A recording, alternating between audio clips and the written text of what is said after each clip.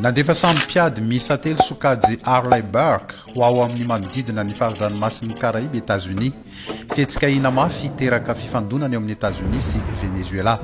Nandritra ny taona maro ny fitondrana Amerikana no niapangany filoha venezuelien Nicolas Maduro ho mpigoka tombotsoa andavitrisany dolara maro avy amin'ny tambajotra ny fanondranana zava-mahadomelina risoriso herisetra ary mampiasa izany ho fitaovana fifikirana amin'ny fitondrana. Ankehitriny tsy nitazapotsy ny zava-misy États-Unis fa nametraka miaramila 4,000 sy samy mpiady telo amin'ny farin-dranomasin'ny Amerika Latine. Handrava ny tambajotra ny fanondranana zava-mahadomelina io no voalaza fa tanjona fa saingy mampiaya na mety ho tantara hafa raha refesina amin'ny abetsahany isan'ny miaramila sy fitaovam-piadiana asangasangany États-Unis.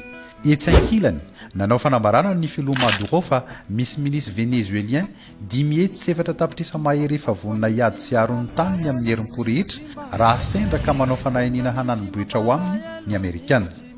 Nilaza ny komandin'ny tafika Amerikana fa hijanona hiambina fotsiny eo amin'ny farin-dranomasin'ny Amerika Latine ny andian-tafiny nefa mifamaofao ny fisian'ny fihenjanana amin'ny firenena roa tonta. Nisy tatitra nilaza ihany koa fa mety hitatra ny Meksika ny fihetsika ataon'ny États-Unis ao ity raha ny fandraisana sy fahenona ny fianaky ny andian'ny tambajotra ny mpanondrana zava-mahadomelina volenta sy mpampiororo ato amin'ny faritra Amerika Latine.